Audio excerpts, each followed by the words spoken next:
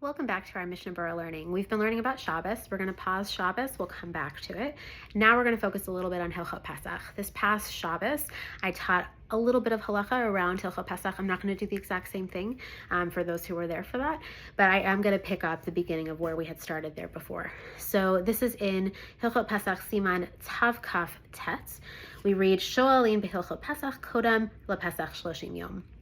That we begin asking questions about the laws of Pesach 30 days before Pesach happens. And says Mishnah Berurah Matchilim Miyom HaPurim Atzmo, and that this is, we have the practice of doing this from the day of Purim itself. We begin preparing for Pesach.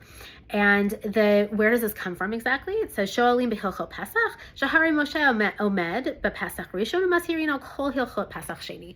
So Moshe on Pesach Rishon modeled teaching about Pesach Sheni a month later. And so that created this model, the Hu Hadin, Bishar Yamim Tovim, Nami, Dorshin Kodan Lachen, Shloshim Yom B'Hilchotehan. So we have this practice for all of the holidays that ideally we should be learning and darshaning and just really getting a sense of the laws that we're going to be observing with any of our holidays.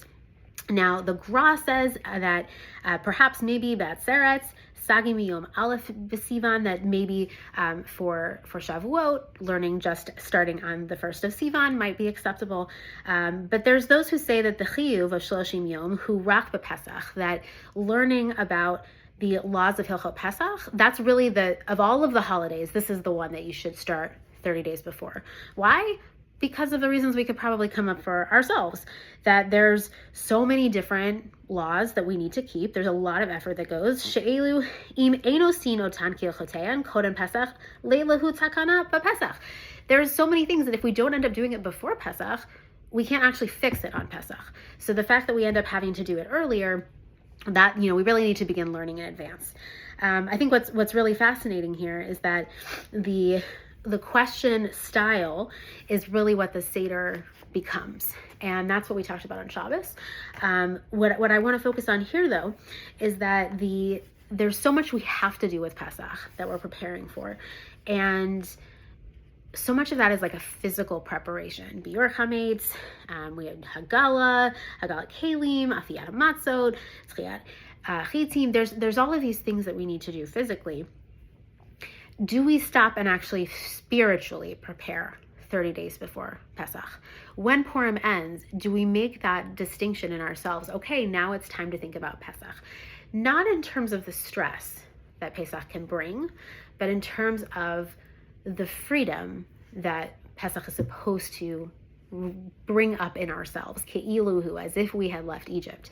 So imagine 30 days before you were going on a big vacation.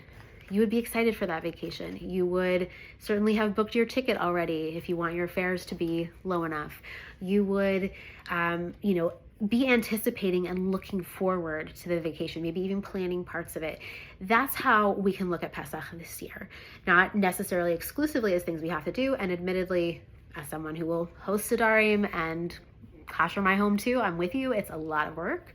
But I want to just make sure that we take a moment to recognize before we begin that work that it can be something where 30 days before we're spiritually preparing to get ourselves in the mindset of being free.